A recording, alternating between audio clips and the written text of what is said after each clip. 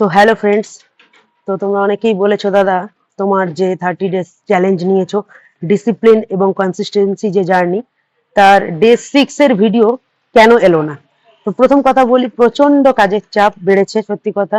সামনে মাধ্যমিক এবং বিভিন্ন স্কুলের এক্সাম চলছে বিভিন্ন ক্লাসের। তো সেই চাপে হয়তো কালকে ভিডিও করে উঠতে পারিনি এবং রাতে এসে ভেবেছিলাম করব, কিন্তু যাই হোক যথারীতি করা হয়নি।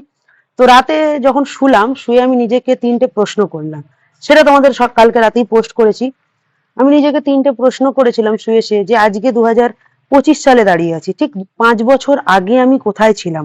কোথায় ছিলাম মিন্স কোথায় বসবাস করতাম সেটা না, মানে আমার জীবনের যে কেরিয়ার সেইখানে কোথায় ছিলাম, এক কথায় কেরিয়ারে কোথায় ছিলাম। তো তোমাদের একটু শেয়ার করি। 5 বছর আগে আমি তখন আমার কলেজ জীবনের মনে হয় 3rd ইয়ার কমপ্লিট করছিলাম, মানে 3rd ইয়ার রানিং চলছিল সেই সময়। তো সেই সময় দাঁড়িয়ে পাড়ার কিছু স্টুডেন্ট বা ভাই বোন আমার কাছে পড়া শুরু করলো।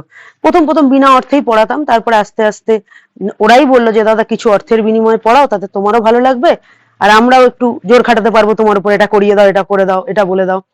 তো যাই হোক, তখন কোনো ব্যাচ ছিল না। তারপর 2020 সাল নাগাদ, মানে সেই সালেরই শেষ দিকে আমি কি করেছিলাম, আমার একটা বাড়ির কাছে একটা ছোট্ট ব্রাঞ্চ নিয়েছিলাম, ভাড়া নিয়েছিলাম, বাড়ি ভাড়া নিয়ে পড়ানো শুরু করেছিলাম। তখন একটাই ব্রাঞ্চ ছিল, স্টুডেন্ট সংখ্যাও কম ছিল, প্রচুর মানুষ জানতো না, আমারও তখন অভিজ্ঞতা খুবই কম ছিল।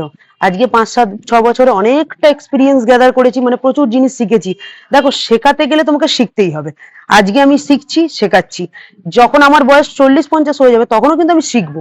কারণ দেখো, যেদিন আমি মনে করবো না আমার 100% শেখা কমপ্লিট, তার সেদিন আমি আর কিছু শেখাতে পারবো না। আমাকে প্রতিনিয়ত নতুন কিছু শিখতে হবে, নতুন কিছু আপডেট করতে হবে এবং আমার স্টুডেন্টদের সেটা সার্ভিস দিতে হবে বা সার্ভ করতে হবে, ঠিক আছে? তাতে তারাও অনেক কিছু নতুনত্ব শিখবে এবং আমিও নতুন এক্সপিরিয়েন্স করব। তো বর্তমানে এখন দাঁড়িয়ে আছি 2025। সত্যি কথা বলতে বর্তমানে আমার একটা ছোট্ট ইউটিউব চ্যানেল আছে, সেখানে প্রায় 2-2.5 হাজার সাবস্ক্রাইব তৈরি হয়েছে, প্রচুর মানুষ আমাকে চিনেছে এবং আমার যে পড়ানোর কোয়ালিটি অনেক মানুষ জেনেছে। তো এখন বর্তমানে আমার 2টো ব্রাঞ্চ রয়েছে, একটা ইউটিউব চ্যানেল রয়েছে। তো 3 নম্বর কোশ্চেন ছিল, আমি 5 বছর বাদে নিজেকে কোথায় দেখতে চাই। তো বেশি ড্রিম নেই, অনেক অর্থ, অনেক সম্পত্তি, অনেক কিছু হবে তা আমি চাই না।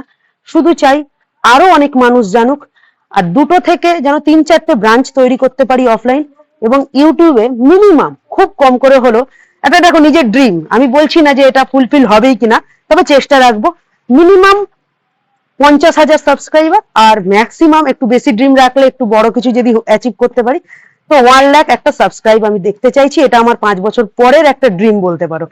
তো এটাই ছিল আমার স্বপ্ন। আর একটা সিলভার প্লে বাটন, এটা মানুষের ড্রিম থাকে ইউটিউবারদের। ঠিক আছে, চলো আজকের ভিডিও এখানে শেষ, টাটা।